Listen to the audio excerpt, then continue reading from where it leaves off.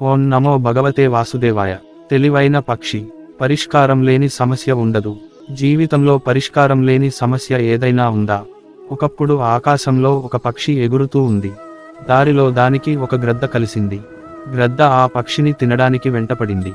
పక్షి తనను వదిలిపెట్టమని ప్రాణం కోసం గ్రద్దని వేడుకుంది. కానీ గ్రద్ద దయ చూపడానికి సిద్ధపడలేదు.